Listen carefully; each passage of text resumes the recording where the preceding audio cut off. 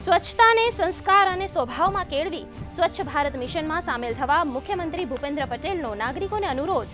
ચિંતન શિબિરમાં ઉત્કૃષ્ટ કામગીરી કરનાર રાજ્યની મનપા અને નગરપાલિકાઓને પુરસ્કૃત કરીને ₹18,50,00,000ના ચેકનું કરાયું વિતરણ.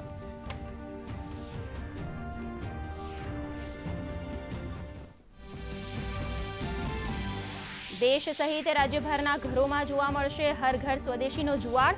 90 દિવસ ચાલનારા અભિયાનમાં 1000થી વધુ સ્વદેશી મેળાઓ યોજવાનું આયોજન. સ્વદેશી વસ્તુ વેચનાર દુકાનદારને અપાશે પ્રમાણપત્ર.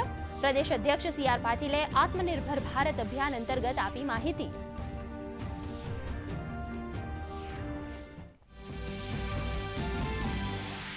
આત્મનિર્ભર ભારત અભિયાન અંતર્ગત મુખ્યમંત્રી ભૂપેન્દ્ર પટેલે કહ્યું, ભારતને ત્રીજી મોટી અર્થવ્યવસ્થા બનાવવામાં ઉદ્યોગ, વેપાર, ધંધા સાથે રાજ્યના નાગરિકો પણ સ્વદેશી અપનાવી આપે યોગદાન.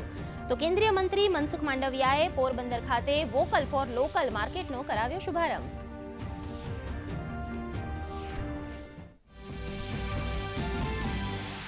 રાજ્યભરના પશુઓમાંથી ખરવા મોવાસાનો રોગ નામશેષ થવાના આરે. વર્ષ 2024-25માં એક પણ પશુમાં રોગના લક્ષણો નહીં.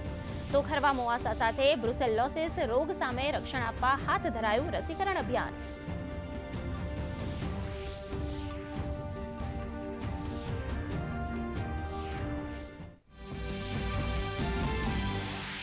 બિહારની 75 લાખ મહિલાઓના ખાતામાં જમા થયા 10,000 રૂપિયા.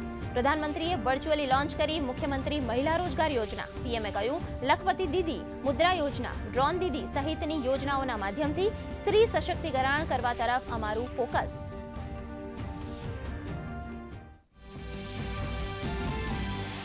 વિદેશ મંત્રાલયે પીએમ મોદીની બેઠકોને ખોટી રીતે રજૂ કરતી અટકળો અને ટિપ્પણીઓને વખોડી.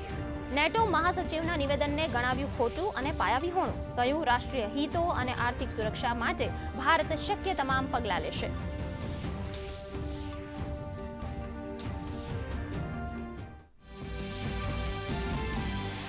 ઉત્તર પ્રદેશના બરેલીમાં જુમ્માની નમાઝ બાદ હોબાળા મામલે પોલીસ કાર્યવાહી બાદ સ્થિતિ નિયંત્રણમાં. 5 જેટલા અસામાજિક તત્વોની ધરપકડ. શાંતિ અને સંયમ જાળવવા તંત્રનો નાગરિકોને અનુરોધ.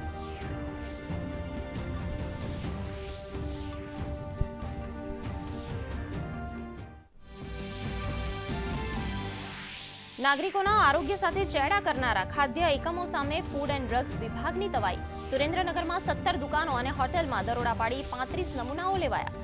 એક્સપાયરી ડેટ અને વાસી ચીજવસ્તુઓ ધરાવતા 35 કિલોગ્રામ અખાદ્ય જથ્થાનો કરાયો નાશ.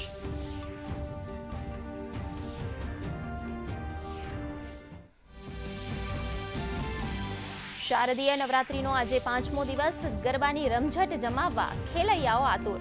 તો ખેલૈયાઓના રંગમાં ભંગ પાડી શકે છે વરસાદનું વિઘ્ન. હવામાન વિભાગે આગામી 4 દિવસ ભારે વરસાદની કરી છે આગાહી.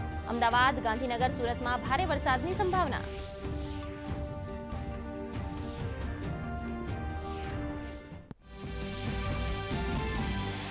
એશિયા કપમાં આજે ભારત અને શ્રીલંકા વચ્ચે ટક્કર. ભારત સતત 2 મેચ જીતી ફાઇનલ માટે કરી ચૂક્યું છે ક્વોલિફાય. તો શ્રીલંકા 2 મેચ હારી રેસની બહાર. રવિવારે ફાઇનલમાં ભારત અને પાકિસ્તાન આમને સામને.